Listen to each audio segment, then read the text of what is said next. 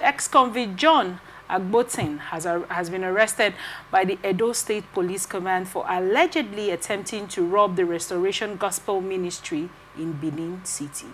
According to a statement by Police Public Relations Officer SP Moses Joel Yamu, Agbontean was apprehended 2 days after completing a jail term for a previous crime. He was caught with a cut-to-size gun while trying to steal proceeds from the church end-of-year harvest Thanksgiving. The suspect confessed to being an ex-convict recently released from Oko prison and admitted to conspiring with an accomplice identified as Ola, who remains at large. Agbontean was arrested during the act while his accomplice managed to escape. This incident underscores the need for societal efforts to address and support ex-convicts in finding meaningful pathways away from crime, ensuring safer communities and better opportunities for rehabilitation. Wow. Now, you see the end of that story when I was trying to, put this into thought, put it to be fit for what we discuss on this show. I thought about it. Certain people, I've heard from certain quarters, and I did research, that China sent some of their prisoners overseas to serve there. And the way he serves his sentence is he dips himself in cold water for about an hour, ice block for about a few hours, I think an hour or so every day. But he's actively working with the government. Still doesn't remove the fact that he has a monitor and all of that. But he's serving his time, but he's working for the government. What are your thoughts on our rehabilitation processes in Nigeria for criminals? When it comes to the issue of being a criminal, people get into crime for different reasons. Right. Now, there are people that get into crime out of bad influence, out of the fact that, okay, maybe the kind of friends they kept, the kind of environment they found themselves, and then they just happen to, okay, oh boy, let's go and do this, and then they went and they go to do it. But there are other people that are, by virtue of being greedy and coming to that point in their lives where they just feel that there's an entitlement that the society owes them. And then instead of fighting to become somebody to have that kind of life, they prefer to also take the shortcut out. Now, think about this young man that finished serving a jail term and coming out from there. Now, I've done prison ministry before then in school, when we would just come, gather stuff, go to the prisons, teach. I've taught prisoners how to sew before. I make clothes, at the side. I've taught prisoners how to make clothes before, and we have taught them all manner of things. I've also seen issues apart from this about the particular 5 gang men. They were kidnappers and armed robbers that were, arrested too, arraigned in court, and they were put in the prison. Then my group then, we happen to go, because what we do is that when we get there, all this issue of awaiting trial, and then some people that need, because there's some people that have stayed there for years, all they just needed was somebody to just come and grant them bail. Now when you are reprimanded like that, they will say these are the requirements for someone to come and grant you bail. The essence of that is, okay, so that anytime they need you to appear in court, the person will provide you. Now there are some people that even family members are scared of even going to do that for them because they don't trust them.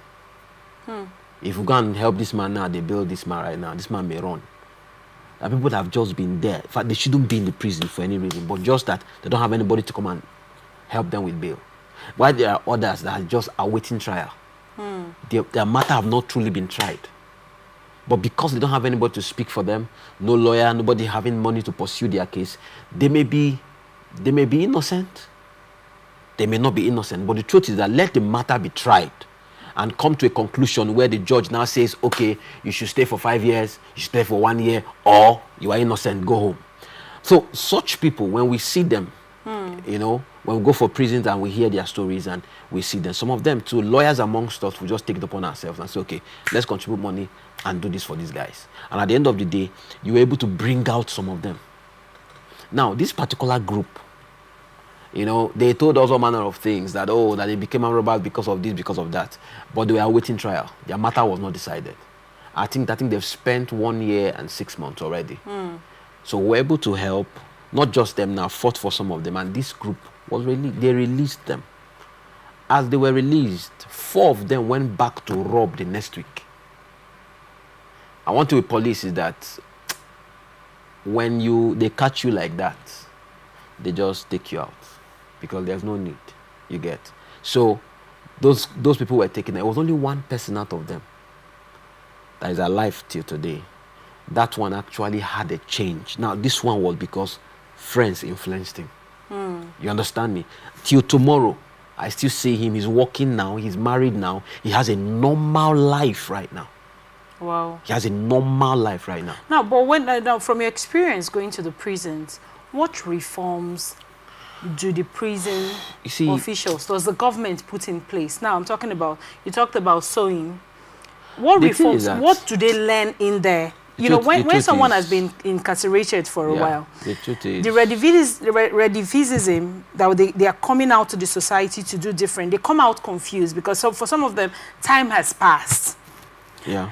You know, let me say previously, someone was working in a cyber cafe, for example, before they go to prison. When you come out, there's a lot of tech going on now. Yeah. You will not even know where to start from. People are not talking about Excel currently. They're not talking about, what's it called, Word documents. Yeah. Yeah. You know, the people that you left in gathering, you know, data gathering and all of that, those people are doing data science. Everybody has gone. There were some people that enter prison when they were not like ATM. Do you understand? When you come out, you're completely confused. You're like, let me go and buy SIM card. As usual, they tell you NIN. You're like, so what's going on? Life really leaves some of them. Yeah. How are they now? What you know, methods do you think should be put in place to help these people reintegrate into the society when they come out? So when they come out, they have some form of a skill set. They have, you know, organizations, because most times when someone says, I'm an ex-convict, most organizations do not want to employ you. Yeah. Right? What should be put in place to make people more integrated into the society when they come out from prison? Looking at the story of this guy, came out 2 days later, he's back to crime after serving time. And then what he even went to steal is food. Right. So that tells you that coming out, he was so confused. He was so confused. He didn't know what to do next. He didn't know what to do next. He looked like somebody whose world was lost. So he was just looking for a way to survive. Now, I can say the government is trying, but I think the government will have to become more intentional. How do you mean they're trying? What are your thoughts as regards, you know, I want you to tell me something that you think the government does for ex-convicts to prepare them for the society that they are coming out to meet. That's the part I am not so aware of right now. But if it is for the inmates, sometimes government runs free acquisitions for them. There are some of the inmates that are making money in the prison, actually. There are some that are sewing, making clothes, doing stuff. They even sometimes, they bring them out to come and do some jobs and get their money and still go back in. Now, but the thing is that, like I said, but then the government needs to do more. Okay. They need to do more. Now, there needs to be structures put in place such that, okay, this person comes out, okay, the person can work here while we supervise this person for the next 6 months, 1 year. There should be that. They shouldn't just release people and just release people. Do you understand me? All right. They release you, but then there should be some form of, okay, now that you're coming out, what qualification did you have before you got into the prison? Okay, I didn't even go to school. I wasn't a graduate. I had just a skill. What kind of skill? The person was the government to say, all right, for now, we're going to use you in this particular government parastatal as a cleaner. And then we're going to watch you, pay you a little thing, and make sure at least you have something going for the next 6 months, 1 year.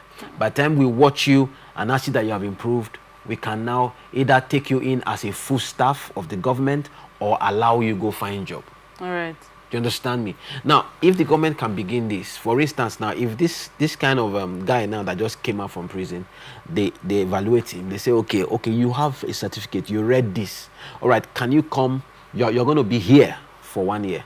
Now, it's like you are not completely free, but the only difference now is that you don't sleep in the prison. You go home, you go to wherever you call home, monitored. You are not allowed to move out of the city for that number of time.